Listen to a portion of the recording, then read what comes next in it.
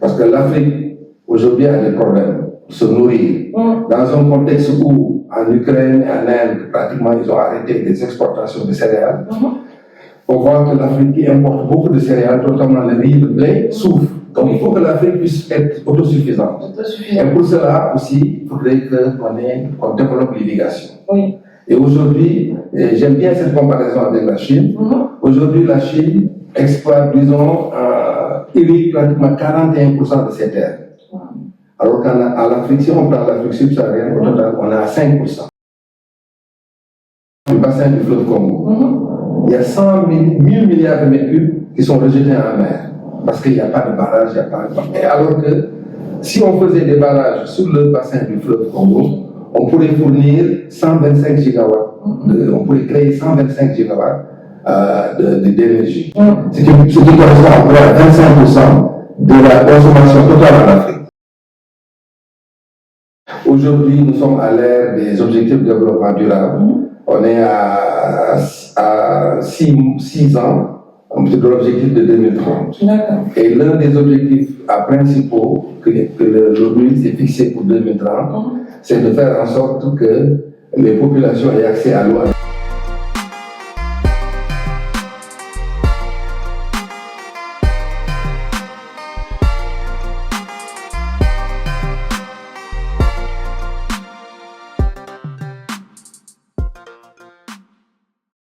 Bonjour à tous et bienvenue sur notre chaîne LETS TV dans notre émission Rétro qui a pour but de motiver, encourager et promouvoir tous les nouveaux entrepreneurs. Aujourd'hui plus particulièrement, nous recevons un invité très spécial, Monsieur Fadel Ndao. De l'aude de la borne fontaine à l'ingénierie hydraulique, son parcours a été une véritable ode à l'engagement et à la persévérance. Bonjour Monsieur Fadel. Bonjour Madame. Nous sommes très heureux de vous recevoir aujourd'hui. Merci. Afin de vous présenter à nos téléspectateurs, pouvez-vous s'il vous plaît nous parler de votre parcours académique, de votre enfance et vos projets perso? Voilà. Merci beaucoup, merci Madame. Donc, je suis vraiment très heureux d'être votre invité. Mon parcours académique a commencé avec mon diplôme de baccalauréat que j'ai eu au lycée président de Dakar. Et en fait, après mon bac, il y avait une proposition de la communauté européenne de sélectionner des étudiants pour faire des études en Europe dans les domaines différents tels que l'agronomie, les mines, l'hydraulique. Et comme par hasard, j'ai choisi l'hydraulique. Je pensais à l'époque que le Sénégal avait traversé une grande période de sécheresse. Et j'avais l'intuition qu'en choisissant l'hydraulique, je pourrais, après mes études, revenir aider mon pays à résoudre ses difficultés liées à l'eau. Et donc, je suis allé en France, j'ai fait l'université Paul Sabatier de Toulouse, où j'ai fait une licence de mécanique des fluides, et j'ai rejoint ensuite l'école nationale du génie de l'eau et de l'environnement de Strasbourg, où j'ai fait mes études d'hydraulique. Et en 1984, j'ai rejoint mon pays pour donc mettre mon savoir au service de mon pays, le Sénégal. C'est beau, c'est un très beau parcours. Et justement, au niveau de ces années venues entre votre pays et la France, comment vous l'avez vécu au niveau de votre famille, au niveau de l'engagement que vous aviez à fournir au niveau de vos études? Ça a été dur pour vous à certains moments? Est-ce que vous vous êtes dit, je suis loin du pays, je me sens seule? Parce que ça peut arriver une fois arrivé en France. Tout à fait. Bon, la chance qu'on avait aussi, c'est qu'on était un groupe d'étudiants. Et donc, on a, disons, à l'intérieur de la France, on était assez solidaires. Et à l'époque, malheureusement, il n'y avait pas les nouvelles technologies pour pouvoir être en contact avec la famille. Régulièrement, le téléphone ne fonctionnait pas tellement, donc c'est pas des lettres qu'on pouvait correspondre avec la famille au Sénégal. Mais la motivation principale, c'est que je venais d'une famille pauvre dans la banlieue de Dakar. Avec une famille nombreuse. Et donc, je l'ai dit dans le livre, j'ai aidé ma mère à aller chercher l'eau à la borne fontaine. Parce qu'à l'époque, dans cette banlieue-là, peut-être il y a un ménage sur 4 ou un ménage sur 5 qui avait l'eau à domicile. Donc, il fallait chercher l'eau au niveau des bornes fontaines. Il fallait aussi peut-être acheter l'eau aussi au niveau des revendeurs d'eau. Et moi, j'ai aidé ma mère à aller chercher l'eau. Et peut-être ce qui a créé ma motivation pour vraiment, non seulement aider ma mère à l'époque pour aller chercher l'eau, mais également travailler pour que les populations sénégalaises puissent disposer de l'eau à domicile. En aidant votre mère, au final, vous avez aidé votre pays. Donc vous avez aussi permis à la nouvelle génération, à travers vous, de se dire que effectivement c'est possible d'évoluer, de faire des grandes études, de venir en France, de pouvoir faire des allées et venues et finalement réussir son projet. Quelles sont les idéologies aujourd'hui que vous pouvez transmettre et que vous avez envie de transmettre à la nouvelle génération? Oui, donc après mes études, j'avais la possibilité de rester en France et de travailler pour la France, mais bon, je pense que la motivation principale c'était de retourner, d'aider mon pays. Et je l'ai fait vraiment en essayant au maximum de profiter de ma position pour donner de l'eau aux populations. Et donc pendant toute ma carrière, mes efforts ont été tendus vers la satisfaction des besoins en eau des populations. Donc en milieu rural, j'ai d'abord commencé ma carrière en milieu rural, où au Sénégal on faisait des forages en milieu rural. Et c'est vraiment très très émouvant à chaque fois que vous réalisez une bonne fontaine dans un village et que vous voyez, disons, vous avez le retour des populations par rapport aux souffrances que ces populations enduraient pour aller chercher l'eau sur une dizaine de kilomètres, surtout les femmes, et que bon, vous voyez la bonne fontaine à proximité et l'eau jaillir avec une clarté et avec une pression. Donc dans le regard des femmes, vous voyez quand même ça, c'était une grosse motivation pour nous. Et donc pendant toute ma carrière, j'ai veillé à ce que vraiment, j'ai fait tous les efforts pour que les populations aient accès à l'eau, que ce soit au Sénégal, que ce soit aussi dans les autres pays que j'ai fréquentés. Donc on peut considérer que vous êtes une figure emblématique pour votre pays et un exemple pour la France, étant venu justement d'Afrique et avoir réalisé tout ce parcours et ces exploits. Mais pour l'Afrique, je pense que voilà, donc c'est les mêmes problèmes que nous rencontrons partout en Afrique. Aujourd'hui, nous sommes à l'ère des objectifs de développement durable. On est à 6 ans de l'objectif de 2030. Et l'un des objectifs principaux que l'ONU s'est fixé pour 2030, c'est de faire en sorte que les populations aient accès à l'eau à domicile. Et donc, bon, le bilan qui est fait maintenant n'est pas très reluisant pour l'Afrique, parce qu'on a encore 35% de la population africaine, soit à peu près 350 à 400 millions de personnes, qui n'ont pas encore accès à l'eau à domicile. Donc, voilà, pour l'Afrique, donc, ces efforts que nous sommes en train de faire et toute cette sensibilisation à travers ce livre, ce plaidoyer que nous faisons sur l'eau, c'est pour faire en sorte que vraiment les Africains aient accès à l'eau. Et la conséquence de ce manque d'eau en Afrique se fait surtout ressentir au niveau des enfants. Parce que l'UNICEF dit que pratiquement 500 enfants par jour meurent en Afrique du fait du manque d'eau. Donc tous les efforts que nous avons faits en Afrique, que ce soit au Burkina Faso, que ce soit en Égypte, en Afrique du Sud ou en Côte d'Ivoire, qui était ma dernière station, donc ont tendu vers la satisfaction des besoins en eau des populations. Pour la France, vous avez cité la France. Bon, je pense que ce qui est important pour la France, c'est d'avoir, ou bien la communauté européenne, c'est d'avoir donné la possibilité à un jeune d'avoir accès à une éducation, d'avoir une bourse, et puis que en fait cette formation-là est servie le pays d'origine et pas la France. Je crois que ça c'est très important. Et quand je suis retourné à mon école d'ingénieur qui m'a formé, l'École nationale de l'eau et de l'environnement de Strasbourg, j'ai pu voir à travers la direction, à travers les dirigeants, une grande satisfaction de voir que 40 ans après ma formation, je reviens avec un livre sur mon parcours qui montre que donc, cette formation-là a été utile et que donc voilà, j'ai servi mon pays, j'ai servi l'Afrique et je viens en France maintenant auprès des étudiants à faire part de mon parcours, partager mon parcours pour mieux motiver encore les étudiants. Et justement, vous parlez des étudiants que vous avez rencontrés dans votre ancien établissement. Est-ce que vous pensez avoir suscité cette envie de faire la même chose que vous, de réaliser les mêmes exploits et de sauver et d'aider l'Afrique à évoluer? Vous pensez avoir sensibilisé quelques étudiants? Voilà, en fait, j'ai rencontré des étudiants sénégalais, des étudiants africains qui sont formés dans cette école et pour eux, c'est vraiment extrêmement intéressant de voir qu'il y a un aîné qui a été formé dans cette école et qui a eu ce parcours-là. Donc c'est une grande motivation pour eux. Et puis également aussi, même les étudiants français, je pense que ont été très sensibles sur mon discours sur l'Afrique, sur les difficultés que nous rencontrons en Afrique. Parce qu'ici en France, vous ouvrez votre robinet, vous avez l'eau. Et donc vous avez ici des consommations unitaires, disons par personne et par jour. qui frôle les 500 litres par habitant et par jour. Et quand, devant une audience comme ça, on leur dit que jusqu'à présent en Afrique, il y a des gens qui vont aller chercher l'eau à des dizaines de kilomètres et que la consommation unitaire en Afrique, pour certains pays, ne dépasse même pas 20 litres par habitant et par jour. Vous voyez là le gap. Et donc, voilà, il y a un grand besoin donc, de faire en sorte que les personnes en Occident soient sensibilisées à ce problème-là et que ces jeunes étudiants, par exemple, puissent, à travers leur parcours, essayer d'aider l'Afrique en quelque sorte à améliorer l'accès à l'eau. Je vois. Pour réaliser ce que vous avez réalisé, M. Fadel, est-ce que vous avez eu à solliciter certains partenaires, que ce soit en Afrique ou en France? Comment ça s'est passé? Quelle était la procédure pour justement contacter ces partenaires de façon à sensibiliser justement nos nouveaux entrepreneurs qui souhaiteraient prendre contact avec des partenaires ou lier des partenariats? Qu'est-ce que vous recommandez à ces jeunes nouveaux entrepreneurs?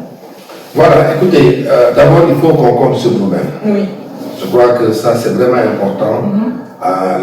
Si je prends l'exemple du Sénégal, vraiment qui a réussi quand même, parce que je donne un tableau assez sombre de l'Afrique aujourd'hui, mais il y a des exceptions.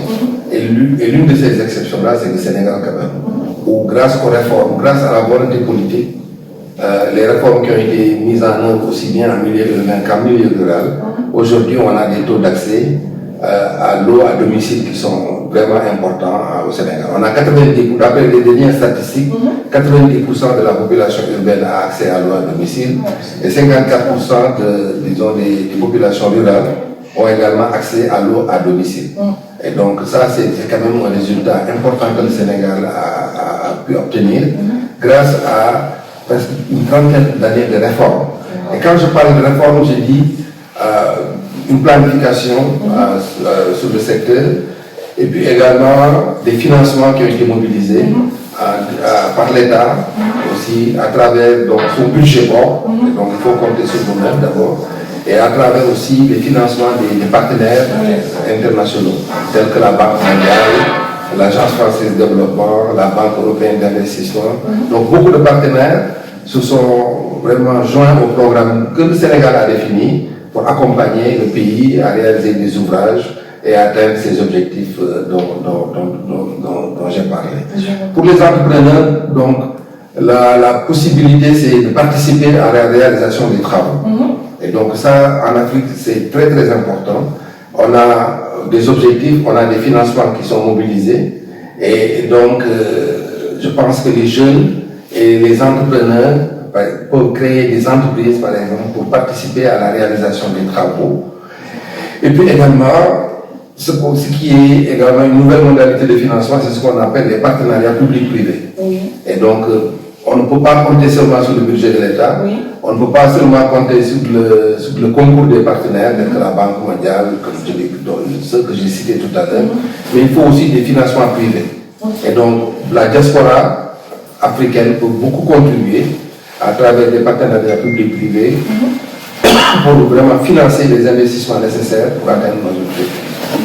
Vous avez parlé de la Banque mondiale, vous avez parlé de l'État. Donc, ce que vous essayez de nous dire, c'est que d'une certaine façon, c'est grâce au financement de l'État que vous êtes arrivé à réaliser ce que vous avez réalisé. Donc, si par exemple l'État n'avait pas accepté ou subventionné certains de vos projets, vous n'y seriez pas arrivé comme aujourd'hui? Exactement. Je crois que le rôle de l'État, le leadership politique, c'est vraiment très important. Que l'État se dise que ça c'est un objectif essentiel, c'est un droit de l'homme en fait, de donner l'eau, voilà, d'apporter de l'eau potable aux populations. Ça a un impact assez important sur la santé des populations, ça a un impact très important sur la mortalité infantile, ça a un impact aussi sur la fréquentation des jeunes filles à l'école, parce qu'on pousse les jeunes filles à fréquenter l'école, mais s'il n'y a pas d'eau, ces jeunes filles-là se consacrent une bonne partie de leur temps à aller chercher l'eau à des dizaines de kilomètres et donc ne peuvent pas assister au cours. Donc ça c'est très important. La volonté politique de l'État est déterminante si on veut atteindre ces objectifs-là. Et maintenant les bailleurs de fonds accompagnent, les partenaires privés accompagnent, mais la volonté politique de l'État est vraiment centrale pour atteindre ces objectifs. Et comment faire pour se rapprocher de l'État d'une personne qui serait suffisamment proche de l'État pour financer et subventionner un projet, par exemple, qu'un jeune entrepreneur voudrait mettre en marche? Comment faire? Voilà, donc, comme je l'ai dit tout à l'heure, il y a des projets que l'État initie. Oui. Et il y a des projets aussi que des entrepreneurs ou des ONG peuvent initier. Je pense qu'il y a une bonne place aussi pour les ONG. Oui. Dans le cadre du programme, en tout cas, que j'avais mis en œuvre au Sénégal, qui est le programme Eau potable et assainissement du millénaire, on avait ouvert la place aux ONG. Et donc, ce qui veut dire que si vous avez même un petit financement et que vous voulez participer à l'augmentation de l'accès à l'eau des populations, vous pouvez définir votre projet, faire en sorte que l'État accepte le projet, et donc vous pouvez travailler et participer au progrès en ce qui concerne l'alimentation en eau potable. Et comme je l'ai dit tout à l'heure aussi, il y a des possibilités de participer en tant qu'entrepreneur.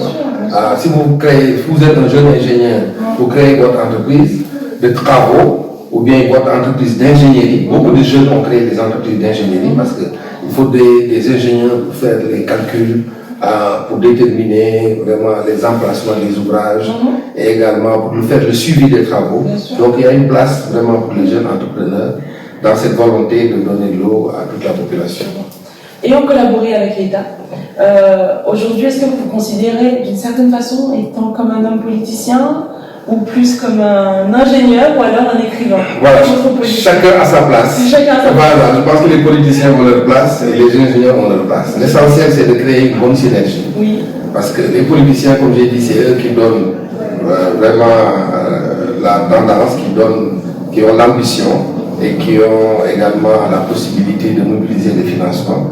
Et nous, les ingénieurs, nous devons accompagner les politiciens un peu pour vraiment que l'objectif soit réalisé, avec notre connaissance, avec notre savoir-faire.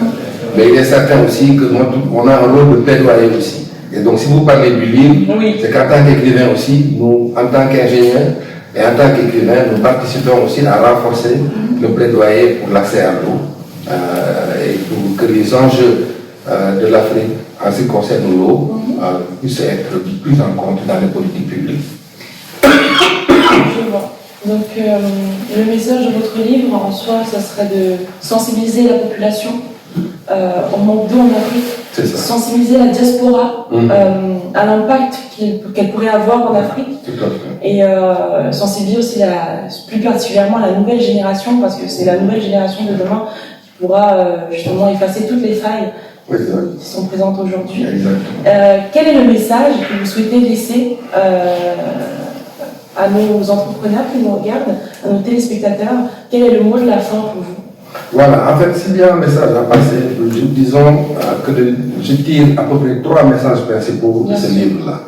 La première chose, je l'ai dit, c'est l'accès à l'eau potable, parce que c'est un droit humain, et donc il n'y a pas de vie sans eau potable dans un État. Donc l'eau potable, c'est vraiment très important. Et donc, en Afrique, je l'ai dit, il y a 350 millions de personnes qui n'ont pas accès à l'eau potable. Donc ça, c'est la priorité des priorités. Et il faut tout faire pour qu'il y ait les financements nécessaires pour qu'on réduise ce gap-là. Quand on va évaluer les objectifs de développement durable en 2030, malheureusement, le continent africain sera le seul continent qui n'aura pas atteint cet objectif-là. Et donc, on a encore 6 ans. Et donc, il est temps que les populations, que les politiques, vraiment se mobilisent pour atteindre cet objectif-là. Parce que l'impact est très important, comme je l'ai dit. C'est donc 500 enfants par jour qui meurent liés du fait du manque d'eau. Et donc, il faut pour cela aussi faire des réformes. Ce n'est pas seulement une question de financement. Il faut faire des réformes, faire en sorte que véritablement les sociétés d'eau puissent rendre un service correct. Parce qu'il ne s'agit pas seulement d'apporter de l'eau à domicile, mais il faut faire en sorte aussi que cette eau-là soit potable et qu'il y ait suffisamment de pression. Et il faut des sociétés d'eau donc qui aient les capacités financières pour pouvoir résoudre cette équation-là. Et donc au Sénégal, ce problème a été résolu comme je l'ai dit. Et donc grâce aux réformes, aujourd'hui donc on a presque l'accès universel à l'eau potable. Et donc ça c'est un message vraiment très fort, mettre l'accent sur l'eau potable. Le deuxième message, c'est lié à la coopération transfrontalière. C'est-à-dire, aujourd'hui, en Afrique, l'Afrique a été balkanisée, avec plus de 50 États, mais l'eau, bon, malheureusement d'ailleurs, ne connaît pas de frontières. Donc, ce qui est important, c'est qu'il y ait une coopération entre les États pour la maîtrise de l'eau. Et dans le livre, je donne des exemples qui montrent que l'Afrique est très en retard par rapport à la maîtrise de l'eau. En Chine, par exemple, la Chine est 2 fois moins importante en superficie que l'Afrique. Mais aujourd'hui, en Chine, on compte plus de 20 000 barrages. Et en Afrique, on a au maximum de 1500 barrages. Ce qui veut dire qu'il y a un problème de maîtrise de l'eau en Afrique. Il faut donc réaliser des barrages, faire en sorte qu'il y ait une coopération entre les pays pour la gestion de l'eau. Si on prend le cas, par exemple, du Sénégal, de la Guinée, du Mali et de la Mauritanie, il y a une organisation pour la mise en valeur du fleuve Sénégal qui a été mise en place. Dans les années 70, les présidents à l'époque ont été vraiment visionnaires pour dire que le fleuve Sénégal n'est pas seulement un fleuve du Sénégal, mais c'est un fleuve international. Ils ont mis en place un cadre de coopération qui leur a permis de réaliser des barrages. Parce que réaliser des barrages, il y a plusieurs fonctions. Il y a la fonction d'abord, premièrement, de pouvoir donner de l'eau pour l'agriculture. Il y a la fonction aussi de préserver les populations des problématiques liées aux inondations. Vous savez qu'aujourd'hui en Afrique, pour cet hivernage, on a beaucoup de problèmes. En Afrique de l'Ouest seulement, vous avez presque 500 000 personnes qui ont été déplacées du fait des inondations. Au Niger, il y a 200 morts et plus de 300 000 sans-abri du fait des inondations. Et vous avez vu que la ville de Maïdougouri aussi, pratiquement au nord du Nigeria, a été pratiquement inondée à hauteur de 40%. Donc les barrages permettent de retenir l'eau en amont et d'éviter aux populations ces inondations. Donc il faut réaliser des barrages. Et il faut aussi protéger les ressources en eau. Ça, c'est un message important aussi que je fais. Par exemple, en Afrique de l'Ouest, en Côte d'Ivoire, le plus grand fleuve, le Plan d'Ama, est menacé par l'orpaillage clandestin. Parce qu'ils utilisent des produits chimiques tels que le mercure qui polluent les rivières. Au Sénégal aussi, dans le livre, je fais un cri du cœur pour le fleuve Falémé, un fleuve aussi qui alimente le fleuve Sénégal, mais qui est menacé par l'orpaillage clandestin. Et le gouvernement, conscient de cette difficulté-là, d'ailleurs, vient d'interdire cet orpaillage au niveau du fleuve Falémé. Donc c'est important de protéger nos ressources en eau. Et donc cette coopération transfrontalière permettra vraiment de réaliser le potentiel, par exemple, sur l'énergie. Si je prends l'exemple du bassin du fleuve Congo, il y a 1000 milliards de mètres cubes qui sont rejetés en mer, parce qu'il n'y a pas de barrage, il n'y a pas de... Et alors que si on faisait des barrages sur le bassin du fleuve Congo, on pourrait fournir 125 gigawatts, on pourrait créer 125 gigawatts d'énergie, ce qui correspond à peu près à 25% de la consommation totale en Afrique. Donc vous voyez le gaspillage. On rejette de l'eau en mer, 1000 milliards de mètres cubes, qui est l'équivalent en fait de l'ensemble des ressources en eau renouvelables en Afrique de l'Ouest. Et donc il y a une urgence à ce qu'il y ait une coopération entre les pays. Le bassin du fleuve Congo regroupe par exemple 7 pays. Il faut coopérer et faire en sorte qu'il y ait une maîtrise de l'eau. Aujourd'hui, le cas du barrage de la Renaissance en Éthiopie a posé beaucoup de problèmes. On a craint la guerre entre l'Égypte et l'Éthiopie. Mais donc pour le moment ça va, donc grâce à des concertations, la guerre a pu être évitée, mais il faudrait que ces pays-là se regroupent, discutent, parce qu'en amont aussi, l'Égypte est en aval, a besoin de cette ressource, mais en amont aussi, tous les 14 pays qui partagent le bassin du Nil ont besoin aussi de coopérer et de faire réaliser des barrages. Donc ça, c'est vraiment le deuxième message, c'est vraiment faire en sorte que l'eau soit partagée et que l'eau également soit protégée au niveau de nos bassins versants. Donc voilà un peu ce que je voulais dire comme message, qu'il y ait une prise de conscience plus grande de l'importance de l'eau. Et en fait, à la limite, je pourrais terminer par un élément extrêmement important aussi, c'est l'agriculture. Parce que l'Afrique, aujourd'hui, a des problèmes pour se nourrir. Dans un contexte où, en Ukraine et en Inde, pratiquement, ils ont arrêté les exportations de céréales, on voit que l'Afrique qui importe beaucoup de céréales, notamment le riz, le blé, souffre. Donc il faut que l'Afrique puisse être autosuffisante. Et pour cela aussi, il faudrait qu'on développe l'irrigation. Et aujourd'hui, j'aime bien cette comparaison avec la Chine. Aujourd'hui, la Chine exploite, disons, irrigue pratiquement 41% de ses terres. Alors qu'à l'Afrique, si on prend l'Afrique subsaharienne, au total, on est à 5%. Waouh, donc ça veut dire que pour nourrir la population, il faut maîtriser l'eau, il faut faire de l'irrigation, et ça c'est vraiment extrêmement important parce que l'Afrique ne pourra pas se développer si l'Afrique ne peut pas se nourrir par elle-même. Et donc un message extrêmement important aussi, c'est que cette maîtrise de l'eau puisse profiter aux Africains, non seulement pour l'eau à boire, non seulement pour les protéger contre les inondations, mais également pour leur permettre d'avoir des activités et qui font qu'ils restent chez eux. Parce que si on regarde le problème de l'immigration, c'est lié à ça. Hein, bien sûr. Parce que les populations, voilà, exactement. Les populations ne se sentent plus bien dans le terroir. Avec la sécheresse et les phénomènes du changement climatique, les gens, il y a moins d'eau, il y a moins de pluie, et donc il y a moins d'activités agricoles. Les gens vont vers les villes pour essayer d'avoir des activités de survie, mais il faudrait qu'on maintienne les gens dans le terroir. Mais la seule manière de les maintenir, c'est de leur donner des activités, créer de l'emploi à travers l'agriculture. C'est vraiment fondamental. Donc votre message est passé, M. Fadel. Merci beaucoup. On vous remercie pour votre venue et nous sommes très heureux de vous recevoir, de vous avoir reçu aujourd'hui et nous vous remercions pour cette interview.